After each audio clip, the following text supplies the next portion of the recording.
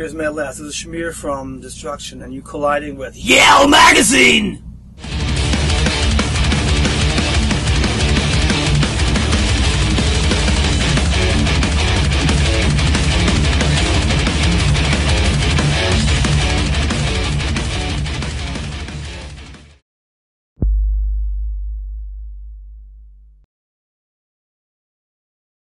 And, yeah, we're glad to be back. It's after all those years now, it's 30 years of existence, and this is the best label we ever had, and it's been the best experience ever. So I already talked to the boss and said, you know, I don't want to change label. Give me a contract for life, so I can. Here's my soul. Yeah, it's, you know, I don't want to. You know, I had too much shit, and I've seen it all, and I really appreciate working with a great label like Nuclear Blast again. And you guys have self-produced for a number of years, almost a decade. Yeah, we've been, you know, we know what we want. We work with good people, and we don't need somebody that tells us what to do. Basically, we know what we want, and we want to have a smooth recording. We had a good experience with producers and bad ones, so we try to work with people that understand our philosophy, and then we do it together, and it's more fun for us. I think there was no shocking change. The change came slowly, and you know, it's just right now really tough to make money as a band because of course the free downloading, the bootleg situation. If I go to South America and there's like 2,000 people in the venue, you can be sure 1,500 have Destruction shirts on, and maybe 10 of them are officially bought ones, and the rest is bootlegs. Right, you know? right.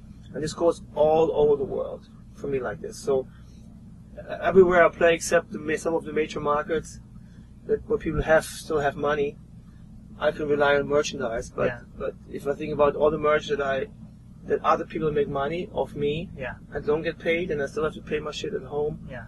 That's for me the most drastic change, is that the awareness of paying is gone. People buy bootlegs, people download, they don't really care, you know, because they don't have the money, and I understand, you know. But for us and the industry, it's hurting, of course, you know. Yeah. As long as people can come to the shows and pay the ticket and you can make some money on tour, it's okay. But also, it's getting more difficult nowadays. You know? So buy authentic. Right, support your fucking metal bands that you like. It's important. A number of the songs on Day of Reckoning have like a chanting anthemic chorus, such as on Misfits and The Demon Is God and Hate Is My Fuel. Is that something you do purposefully? First days when we started the band, we always try to write songs, you know, like have choruses, have bridges, have middle parts that people can remember, have trademarks, and we try to keep that alive, you know. Sometimes you cannot force it, but if you have a good flow, it just happens. If you have good ideas, and there's albums where it's not so floating.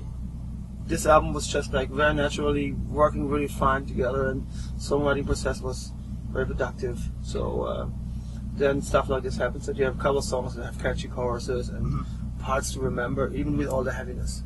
In the songwriting process, are you doing that together in the studio, like jamming, or do you come to each other with parts? Yeah, we do both. Actually, we wrote one song in the studio, which became one of my favorite songs. It's Sorcerer of Black Magic.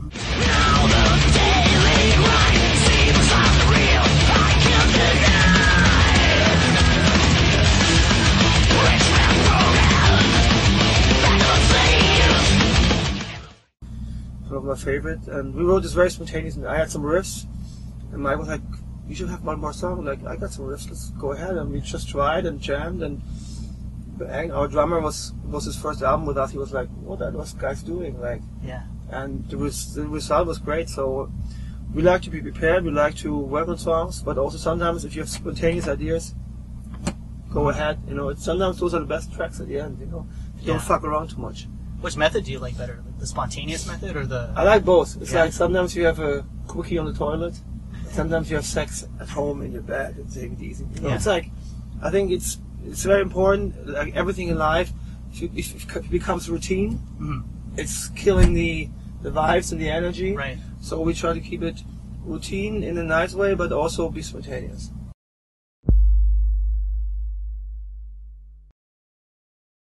So you're touring with Vital Remains, Warbringer, and Pathology.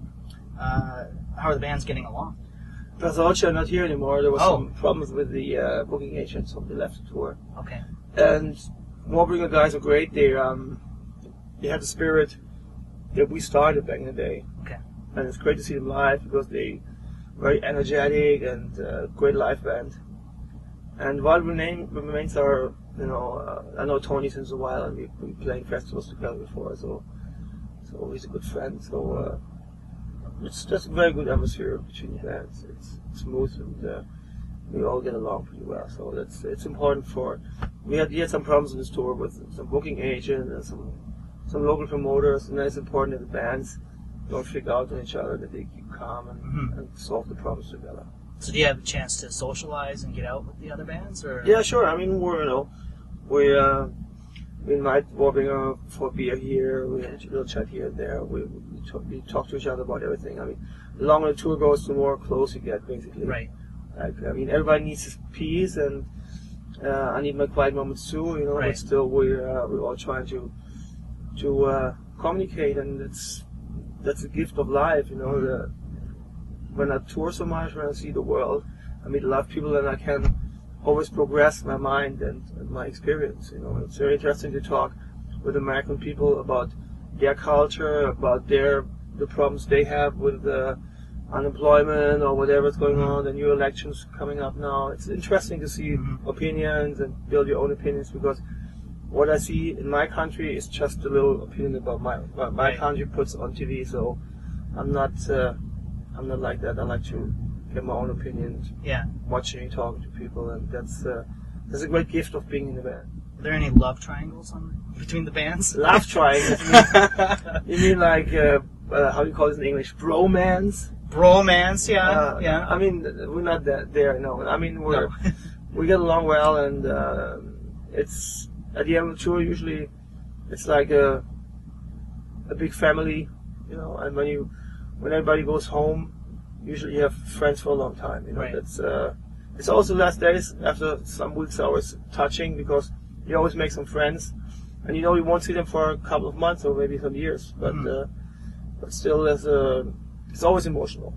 That's important. What do you think of all the subgenre labeling that's come about since 30 years ago? We have metalcore, we have grind, death grind, and stuff like that. It's like, what do you think about that? I'm open-minded. I love my shit. Mm-hmm. My destruction started because we mixed up new wave of British heavy metal with punk rock. So I've never been like one of those clean people that says, "Oh, only this and that." I mean, I love metal, but I also love the subgenres. And but is there a need to label every new style? Yeah, ask the industry and ask the journalists, ask your colleagues why they're doing this. Because when we started, our music was not called thrash metal. Right. We started and we called our music like speed metal or hardcore speed metal. And then later on, people started to label stuff. Right. That started in the mid and 80s. They started to put labels and everything. And it's continued, of course. I don't think it's needed, because sometimes people are very stiff in their opinions and they don't tolerate very much. And that's not very good, because if you look backstage at festivals, the rock and roll guy and the thrasher and the black metal guy and the metalcore guy are sitting together having beers and having a good time. Yeah. And sometimes the fans are just not tolerating. Yeah, they're not open-minded. Yeah. I mean, I don't like all these subgenres either, but it's good if people have an open mind, because the metal scene is a small scene. You have to stick together. Right. Sometimes people forget about that. Right. Another obvious change in the industry is a lot of female-fronted bands. Yeah, that's pretty. I mean, let's say like 15 years ago, this was impossible. There was a few, and people were like, basically just jerking off of the pictures of the hot lady. Yeah, Vixen. yeah. You know what Vixen means in Germany? No. Like the Vixen in Germany is jerking off. Okay. So if the band is called Vixen, and they're hot ladies, it's kind of obscure. It's a nice message for the kids, right? No, but I like the fact that there's a lot more chicks involved in metal now, and it's a nice little development we had, away from the total chauvinism. Right. Give the chicks a chance. Male-centric. Yeah, and come on, what would the world be without girls? Come Right. on, you know. Can you give us a snapshot of the rest of the tour, where you're going next, where you're excited about playing? Yeah, we have a couple of shows in Canada, so that's gonna be fun. It's always great to come back to Canada. Mm-hmm.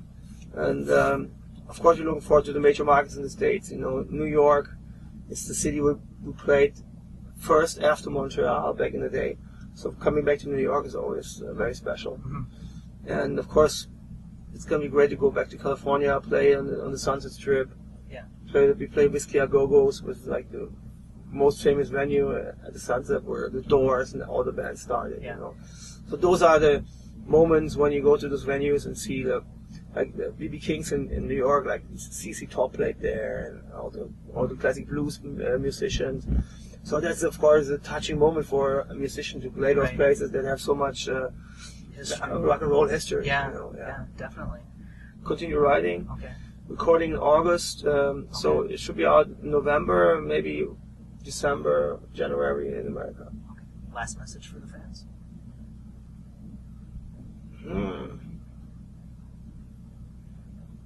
You know, it's easy to say the usual bullshit. So Yeah.